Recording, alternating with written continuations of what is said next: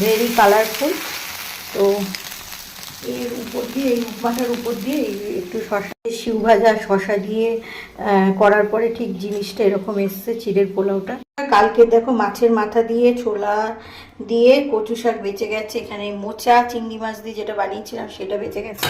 এই যে আমার আলু পটলের তরকারিটা আমি খেতে পারিনি গতকাল, সেটা বেঁচে গেছে। তার জন্য আজকে একদম সিম্পল স্যার মেনু করেছি, দেখতে পাচ্ছ আমড়া দিয়ে মটর ডাল, ঠিক আছে। তো নিরামিষ মটর ডাল করেছি, মানে নিরামিষ মানে কি, টক ডাল তো এরকমই হয়। তো যাই হোক, নিরামিষটা একটু ভুল করে বলে ফেললাম, ঠিক আছে।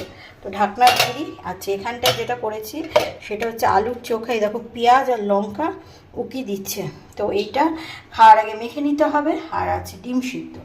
আচ্ছা, এখানটা একটা শশা কাটা আছে, আর এখানে আছে কাতলা মাছ গতকাল দেখিয়েছিলাম যে বেঁচে গেছে, তো সেটা দিয়ে গ্রেভি টাইপের। তো এই হচ্ছে আমাদের ওভারঅল